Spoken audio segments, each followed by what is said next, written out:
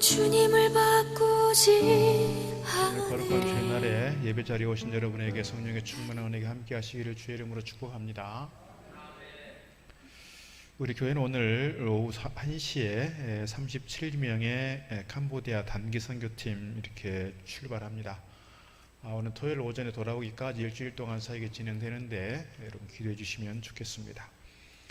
우리 교회가 창립 70주년을 기념해서 유창준 선교사님 사역하시던 서버너자 교회 건축을 했고요. 은혜 가운데 잘 완공이 됐습니다. 이제 가면 헌당 예배하게 될 거고요.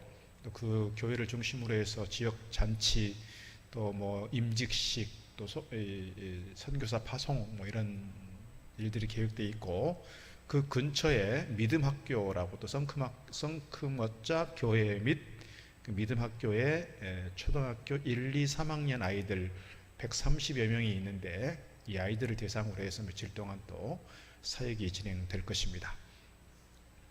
어제 부천에서 목회하는 친구 목사하고 통화를 했습니다. 그 교회도 캄보디아에 교회를 지었답니다. 건축을 했는데 자기는 담임 목사하고 장로님들 몇 분하고 어른들 몇 명 가서 헌당 예배하고 그냥 온대요. 그런데 우리는 이렇게 헌당 예배만 하는 게 아니고 막 37명 대거 막 가서 뭘 여러 가지 막 하고 온다고 하니까 되게 부러워하더라고요. 여러분 그 한동안 막 인도, 필리핀 또는 뭐 동남아시아 지역에 막 교회 많이 지었어요. 경쟁적으로 교회 지었어요. 또 우물 파기도 했죠.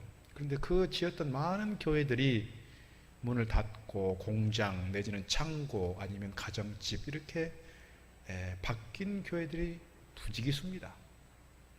그래서 많이 안타까운데, 그래서 교회를 짓거나 우물을 파거나 선교 후원을 할 때도 좀 제대로 검증된 좀 이렇게 제대로 된 그런 선교 지역이나 선교사들을 후원을 하면서 이렇게 지원이 되면 좋겠다, 그런 마음이 있고, 우리 감사한 것은 우리 유창규 선교사님이 제자들을 잘 양육해서 현지 실제로 교역자들을, 사역자들을 맡겨서 이렇게 교회를 꾸려가게 하고 목회하게 하신 그 과정들을 보면서 참 감사하다, 이런 마음이 있고, 이렇게 정말 신뢰할 만한 믿음직한 선교사님의 사역지와 함께 연결된다고 하는 것도 교회로서는 큰 유익이요, 큰 자랑이다, 이렇게 말씀드리고 싶습니다. 우리 아이들이 이제 가게 되는데요, 아이들이 가면서 뭐 할까 하지만 그래도 우리 아이들에게 큰 신앙적 도전일 것이고요, 그 믿음학교 아이들에게 또는 서버너자 지역에 있는 아이들에게도 큰 신앙적 도전과 아마 좋은 모델로 아마 세워지지 않을까, 그런 마음이 있고, 우리 아이들을 통해서 또한 아이들이 속한 가정과 우리 교회가 새로운 신앙의 도전, 또 선교적 열정들을 갖게 되는 것 같습니다. 37명의 가는 선교사, 짧은 기간이지만 가는 선교사, 그리고 여러분들은 또 보내는 선교사로서 역할을 잘 감당해 오신 줄로 믿습니다. 제가 이렇게 선교팀 준비되는 과정을 보니까 막 후원 물품들이 막 차고 넘치게 들어왔고요, 감사하게 또 보니까 정말 필요적절한 정말 세밀하게 세심하게 배려하고 관심 가지면서 필요한 것들을 이렇게 채워주시는 그 우리 교회 교우들을 보면서 어제는 막 제가 눈물 나려고 그러더라고요. 정말 그 시간마다 필요한 것들이 있는데 그 필요한 것들을 잘 알아서 이렇게 채워주시고 그렇게 도와주시는 걸 보면서 참 감사하다. 우리 성도님들이 이 사역에 대해서 얼마나 마음을 모으고 있고 한마음이 되고 있고 함께 기도하고 있는가를 잘 보게 되는 것 같습니다. 감사한 마음이 있습니다. 우리가 캄보디아에 대해서 조금만 더 살펴보자면, 캄보디아에 유명한 관광지가 있습니다. 앙코르와트라고 있습니다. 12세기 정도에 이 앙코르와트는 그때 당시에 상당히 왕성했던 왕국이라고 합니다. 그런데 이 왕국이 어느 때 망했어요. 그리고 현대에 와서 그 왕국이 살던 앙코르와트가 발견이 된 거예요.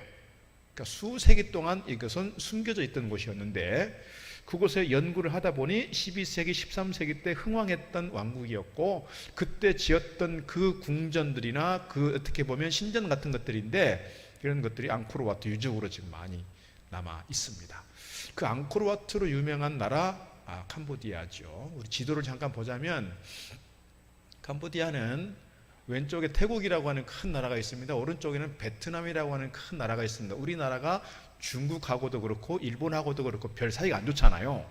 그것처럼 캄보디아는 약 1700만 명 정도 되는 작은 나라인데 베트남과 태국 사이에 끼어서 양쪽으로 계속 전쟁을 치렀고 계속 적대적 관계예요. 그 틈바구니에서 이렇게 위치해 있습니다. 북쪽에 있는 나라는 이제 라오스라고 하는 나라이기도 하고요. 이렇게 동남아 중에서 이렇게 되게 좀 작은 나라 중에 하나가 캄보디아입니다. 넘겨보시면 국기가 있습니다. 국기가 앙코르와트, 이게 가운데 있는 그림이 앙코르와트 상징이죠. 1700만 명 정도 되고 수도는 프놈펜. 우리가 가는 곳은 프놈펜에서 약 차로 1시간 정도 가는 거리에 있습니다. 캄보디아 왕국인데요. 지금도 왕이 있습니다. 왕이 있지만 입헌 군주제이기 때문에 일본식으로 총리가 실질적으로 모든 권한을 가지고 있고요. 종교는 대개 95%가 불교입니다. 그리고 크메르 인종들이 주로 이제 구성되어 있죠. 안타까운 것은 정치적으로 경제적으로 되게 아직 후진국입니다. 경제적으로 보면 1인당 국민소득이 우리나라의 약 10분의 1밖에 되지 않고, 정치적으로 보면 입헌군주제이긴 하지만 1975년부터 3년 반 동안 킬링필드라고 크메르 루주, 이 어찌 보면 이제 정치 집단 또는 폭력 집단인데, 이 집단들에 의해서 그때 당시 캄보디아가 700만 명의 인구 중에서 3년 반 동안 200만 명 정도가 학살을 당해요. 이게 킬링필드입니다. 그러니까 뭐 그 인구의 3분의 1가량이 다 학살을 당하고 무참하게 민족이 아주 그냥 큰 위기를 겪는 겁니다. 그때 미국이 개입을 하면서 한 사람을 세웠는데 그 사람이 누구냐면 훈센입니다. 지금도 여전히 총리를 하고 있습니다. 38년 동안 총리를 했고 얼마 전에 선거를 통해서 5년 또 연장했습니다. 그러니까 43년 동안 독재를 하게 되는 겁니다. 그리고 지금은 그 아들을 승계하려고 작업 중에 있지요. 그러니까 북한하고 좀 비슷하죠. 비슷하고 경제적으로도 북한하고 비슷하고 정치적으로도 북한하고 비슷하고 그런 가운데 있습니다. 그래서 많이 안타깝죠. 그러나 이 킬링필드의 아픔을 극복해 가면서 지금은 경제적으로 많이 성장해 가고 있고, 그리고 아이들에게 희망이다 싶은데 아이들이 초등학생들은 의무교육인 것 같아요. 그러나 중고등학교를 가면 공부하는 아이들은 많지 않고 대부분이 어디로 몰리냐면 공장으로 몰립니다. 우리 60년대 70년대 그랬잖아요. 제 어린 시절에 보면 이 동네 형들 누나들 다 공장으로 갔어요. 공장으로 갔어요. 그랬던 시절 같습니다. 그런 상황 속에서 우리가 이 아이들을 위해서 또는 그 지역의 주민들을 위해서 우리가 선교하게 되는데, 우리가 많은 것을 하지 못할지라도 우리의 섬김과 사역을 통해서 어떤 씨앗이 되면 좋겠다, 또는 마중물이 되면 좋겠다, 그런 마음을 가지고 가게 됩니다. 여러분 기도해 주시기를 부탁을 드리겠습니다. 오늘 본문의 말씀 좀 살펴보겠습니다. 오늘 본문의 말씀은 사도 바울이 2차 선교 여행 중에 이루어진 일입니다. 1차 선교 여행은 주로 이제 소아시아 지역으로 이렇게 지금의 튀르키예 지역으로 이렇게 돌다가 들어왔었죠. 2차 선교 여행 중에도 이제 그 튀르키예 지역, 소아시아 지역을 중심으로 해서 열심히 복음을 전하려고 했어요. 그렇게 계획을 세우고 갔어요.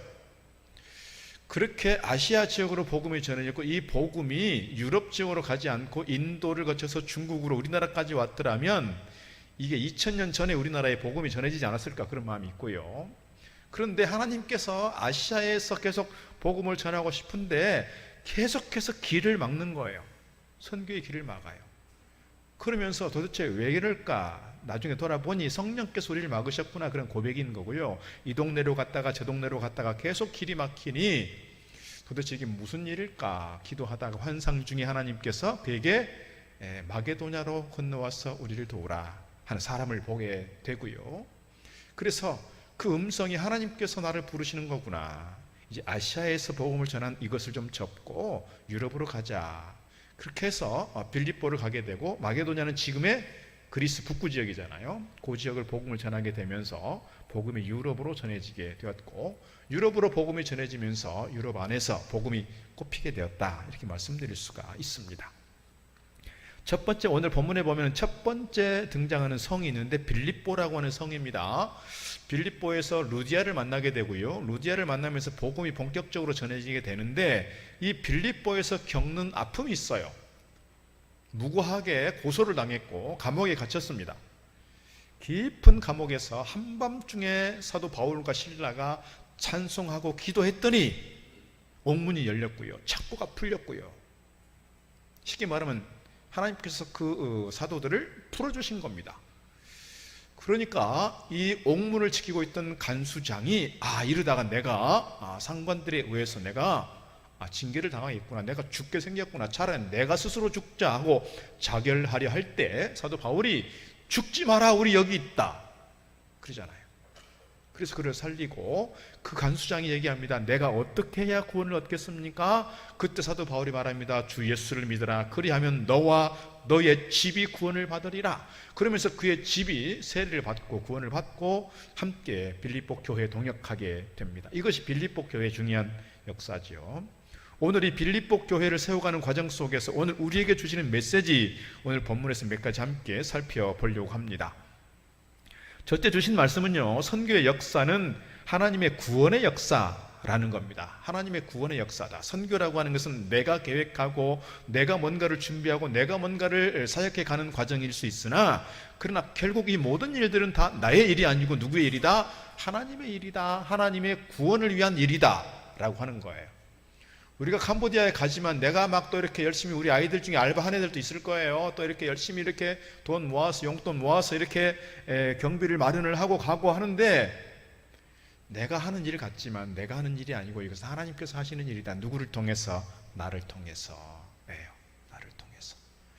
구원의 역사는 하나님의 역사다 볼 수 있습니다. 하나님께서 천지를 창조하시고 에덴 동산을 지으셨습니다. 그곳에 아담과 하와가 살게 되었고요. 아담과 하와가 선악과를 따먹게 되었고 하나님께 범죄함으로써 쫓겨나게 됐습니다. 그래서 모든 사람이, 로마서의 말씀처럼 모든 사람이 범죄하였으니, 모든 사람이 죄 가운데 머물게 되었으니 망하게 되었도다 이거예요.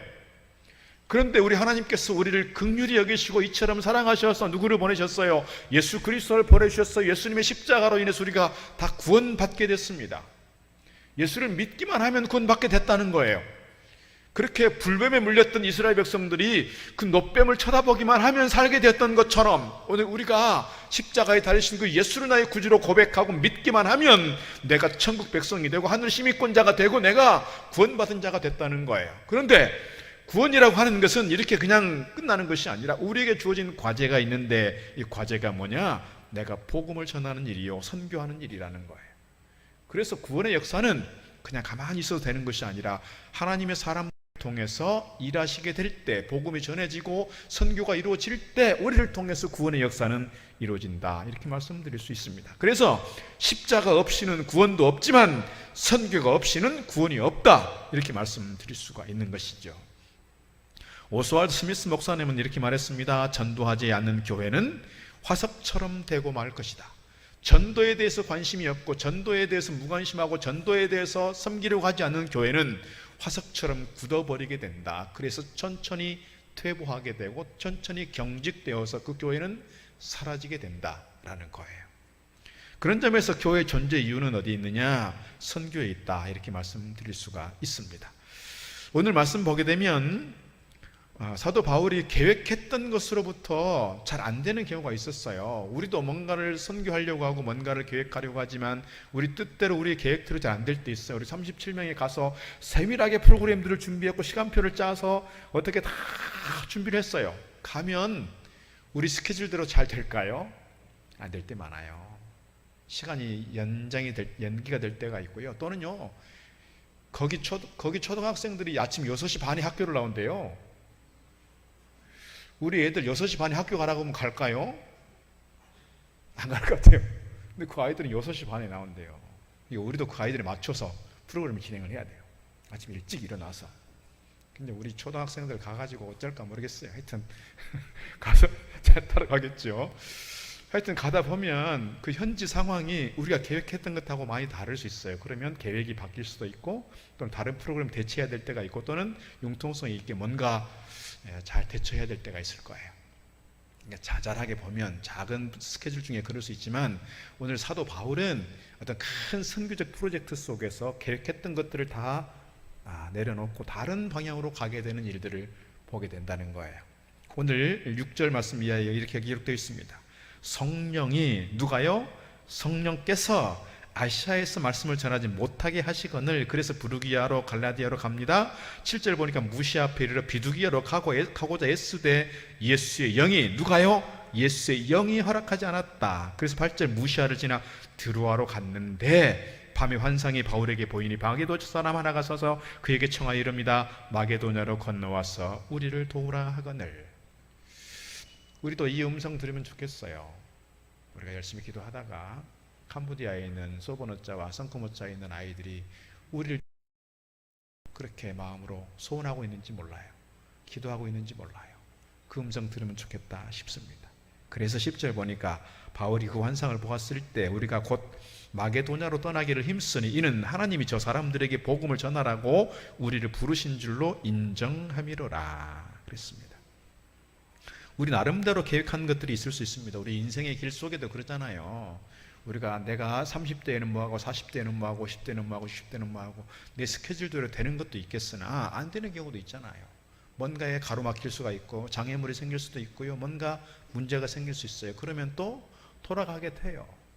그러면 내가 가로막힌 그 못 때문에 계속해서 괴로워하고 내 인생이 실패했구나 라고 주저앉아 버릴 것이 아니라 하나님께 기도할 때 하나님께서 우리를 또 다른 길로 인도하시고 또 다른 계획을 갖고 계시고 이 고난의 너머에 주실 하나님의 예비하신 축복이 있다는 걸 기억하면 우리가 이렇게 초조하거나 두려워하거나 조급해할 것이 아니라 하나님의 뜻을 묻고 기도하는 가운데 우리의 걸음걸음 힘있게 달려가야 할 줄로 믿습니다. 선교의 과정 또한 그럴 수 있다는 거예요. 이 모든 일은 누가 한다? 하나님이 하신다. 우리 인생의 주인도 누구라고요? 우리 인생의 주인이 하나님이시라면 우리 인생의 걸음걸음 하나님께서 우리를 선한 걸음으로 인도하실 줄로 믿습니다. 그래서 우리 가는 그 길이 하나님 기뻐하시는 길이 될 때 우리의 인생을 통해서 하나님께 영광이 되고 하나님의 뜻을 이루어가는 축복의 통로가 될 줄로 믿습니다. 오늘 두 번째, 하나님의 선교는 누구를 통해 이루어지느냐? 하나님의 일꾼들을 통해서 이루어진다는 겁니다. 오늘 우리가 37명이 갑니다. 일주일 짧은 시간이지만 짧은 시간 가서 우리들이 계획한 일들을 진행해 갈 때 이것이 하나님의 일을 이루어가는 통로다. 그 하나님께서 세우신 일꾼들이다. 그렇게 믿습니다. 오늘 우리 한 사람 한 사람이 우리 일동 동북교회라고 하는 공동체를 통해서 직분을 맡기셨습니다. 사역을 맡기셨습니다. 예배 자리로 부르셨습니다. 이것이 누구를 위해서? 하나님을 위해서. 누가? 하나님께서 우리를 부르셨다는 거예요. 하나님께서. 오늘 15절 말씀 보게 되니까 사도 바울은 빌립보에서 루디아를 만나서 선교사에게 동력을 얻어요. 그와 그 집이 다 세례를 받고 우리에게 청하여 이르되 만일 나를 주 믿는 자로 알거든 내 집에 들어와 유하라 하고 강권하여 머물게 하였다 그랬습니다. 루디아가 자기 집을 열어서 교회로 섬겼어요. 그래서 빌립보 교회는 초창기에 루디아 집에서 교회가 시작됐어요. 되게 교회를 개척할 때 예전에 그렇게 많이 했잖아요. 우리는 텐트를 치고 시작을 했습니다만 많은 교회들은 어떤 유력한 분의 집에서, 거실에서, 마당에서 시작되는 데가 많아요. 오늘 루디아가 빌립보 교회를 그렇게 했다는 거예요. 할 수 없어서가 아니라 강권적으로 그렇게 했다는 거예요. 이런 루디아의 헌신은 어디로부터 오는 것인가? 바로 성령의 감동이라는 겁니다. 14절, 두아디라시에 있는 자색옥감 장사로서 하나님을 섬기는 루디아라 하는 한 여자가 말을 듣고 있을 때 주께서 그 마음을 열어 바울의 말을 따르게 하신지라. 주께서 그 마음을 열어. 오늘 우리가 이렇게 예배 자리에 나와서 우리가 하나님을 찬송하고 예배합니다. 우리가 내가 예수님은 구주라고 고백하는 믿음의 사람들입니다. 그러나 성경에서 거듭 강조하고 있는 것은 내가 내 의지를 가지고 고백하는 것 같지만 성령께서 내 마음을 감동하시지 않으면 나의 믿음이 있을 수 없다는 거예요. 그래서 우리는 어떤 사람들이라고요? 성령의 임재를 경험한 사람들이고요, 성령과 함께한 사람들이에요. 그러나 우리가 좀 더 사모할 것은 우리가 성령의 단순한 임재로서 끝나는 것이 아니라 우리 안에서 계속 성령을 잠재워가는 것이 아니라 성령으로 충만한 성도들, 성령으로 가득 채워져서 날마다 성령을 따라서 성령의 감동하심을 따라서 성령의 뜻을 쫓아서 믿음 가운데 우뚝 세워져 가는 좋은 믿음의 성도들로 다 세워지기를 주의 이름으로 축복합니다. 우리는 다 하나님께서 세우신 귀한 일꾼들이라 저는 그렇게 믿습니다. 오늘 빌립보 교회를 세울 때 하나님께서 사도 바울과 실라를 세우셨고, 더 나아가서 루디아를 만나게 되었고 간수장을 만나게 되면서 빌립보 교회 역사가 이루어지게 됩니다. 오늘 우리가 이 자리에 오기까지, 오늘 우리가 여기까지 와서 예배하고 이렇게 편한 자리에서 하나님을 섬기고 맡긴 사역들을 감당할 수 있게 된 배경은 어디에 있느냐? 우리가 끊임없이 잊지 말아야 될 분들이 있습니다. 초창기 우리 조선 땅에 와서 복음을 전했던 그 선교사님들입니다. 이 선교사님들이 갈 데가 없어서 온 게 아니에요. 누구에 의해서 강권적으로 이렇게 강압적으로 온 게 아니에요. 다 자원해서 성령의 음성을 듣고 감동을 따라 조선 땅에 온 거예요. 우리 사진을 몇 장 보겠습니다. 양화진에 가면 선교사님들 묘지가 있습니다. 우리가 좀 보면서 좀 우리의 기억을 되살리면 좋겠습니다. 넉 장만 보여주시죠. 다음 장 보여주시고요. 예전에 우리나라에 왔던 선교사님들이 이 땅에 묻혀 있는 그래서 안식을 얻고 있는 곳입니다. 여러분들 기회 되시면 좀 자주 가셔서 선교사님들이 어떻게 이 땅 가운데에서 복음을 전했고 사역을 감당했고 어떻게 순교되는 우리 인생을 마칠 때까지 하나님의 귀한 일들을 감당해 왔는지를 좀 보시면 좋겠습니다. 이분들의 섬김과 이분들의 헌신과 이분들의 선교에 대해서 우리가 늘 빚진 마음이 있으면 좋겠어요. 그래서 이 빚을 진 사람들로서 오늘 우리가 캄보디아를 가고 아프리카로 가고 남미로 가고 하는 것들은 다 뭐예요? 사실 하나님께로부터 받은 은혜, 그리고 우리 선조들, 특별히 선교사님들로부터 받은 그 빚진 것들에 대해서 우리가 사실 갚는 마음이 없잖아 있어요. 이런 마음이 있다는 거예요. 한 가족도 소개하려고 합니다. 언더우드 선교사님입니다. 사진 한번 보시면 언더우드 선교사님이 1885년에 처음으로 우리나라에 왔잖아요. 이분이 오고 나서 그 4대 손까지 계속해서 우리나라의 선교사로 있었고요. 그 다음에 얼마 전에 이제 공식적으로 이 후손들이 이 대한민국에서는 이제 더 이상 우리가 할 게 없다 하는 마음으로 다 정리하고 다 이양하고 철수하고 갔습니다. 지금 여기에는 4대 손까지 7분의 선교사님들이 여기에 지금 이렇게 안장되어 있습니다. 언더우드 선교사님은 원래 계획이 있었습니다. 인도로 가려고 하는 거였습니다. 사도 바울이 아시아 지역에 복음을 전하라고 했던 것처럼 이 언더우드도 25살 우리나라에 왔는데요. 원래는 대학 다닐 때 소명을 받고 인도에 대해 선교를 준비했고 인도어를 배우게 됐고 인도에 대해서 공부하게 됐어요. 그렇게 준비했어요. 그런데 하나님께서 자꾸 감동을 주는 거예요. 조선 땅에는 갈 사람이 없다. 누가 조선 땅에 갈까? 너는 왜 인도로만 꼭 가려고 하냐? 조선 땅에 가면 안 되냐? 그런 성령의 감동이 계속해서 오는 거예요. 그래서 마음을 고쳐먹고 인도로 가는 것들을 내려놓고 조선 땅으로 가자. 그리고 일본으로 왔어요. 일본에서 누구를 만나냐면 이수정 이름 자꾸 틀리네. 이수정을 만나게 됩니다. 이분이 일본에서 이미 예수 믿는 사람으로서 무슨 일을 했냐면 마가복음을 한글로 번역을 했어요. 여러분, 세계 선교 역사에 이런 일들이 거의 없습니다. 그래서 대개 보면 선교사들이 우리나라에 와서 우리나라 말을 배우고 그리고 우리나라 말로 영어 성경을 우리나라 말로 번역하는 일들은 주로 있는 것이죠. 선교 현지 어디를 가든. 그런데 이분은 언더우드 선교사와 암페셀러 선교사는 일본에 와서 우리나라 사람을 만났고 우리나라 사람이 번역한 한글 성경을 손에 들고 우리나라 왔다고요. 우리 대한민국이 참 대단한 나라 아닙니까, 여러분? 대단한 나라. 이런 선교 역사가 없어요. 그래서 우리나라에 왔고 4대 손이 지나도록 이렇게 선교했습니다. 세문안교회를 세문안교회만 세웠겠습니까? 많은 교회들이 세웠고 특별히 세문안교회가 대한민국의 모교회처럼 되었고 연세대학교라든지 시촌 세브란스라든지 많은 학교와 병원들을 세우면서 대한민국의 역사에 크게 기여했던 분들입니다. 저는 이 양화진에 갈 때마다 늘 이렇게 눈을 뗄 수 없는 데가 있어요. 한번 사진 한번 보여주시죠. 여기입니다. 저는 이렇게 여러 번 가면서 늘 여기를 이렇게 들렀다 오게 되는데 여기 사실 한참 머물다가 오는 때가 많아요. 이 조그만 비석들은 다 어떤 비석이냐면 선교사님의 어린 자녀들이 우리나라에 와서 일찍 갓난쟁이 때 또는 5살도 안 됐을 때 하나님의 부르심을 입고 천국 간 아이들입니다. 그래서 그 아이들을 이곳에 이렇게 안장을 하고 이렇게 비석을 세웠습니다. 이곳에 갈 때마다 사실 누구를 생각하냐면 이 아이를 먼저 천국으로 보낸 그 선교사님들의 마음이 어땠을까를 자꾸 생각하게 돼요. 이 선교사님들이 우리나라에 오지 않고 호주에 있거나 미국에 있거나 카나다에 있었으면 이 아이들이 이렇게 일찍 보내지 않아도 됐을 거예요. 아마 대다수가 그랬을 거예요.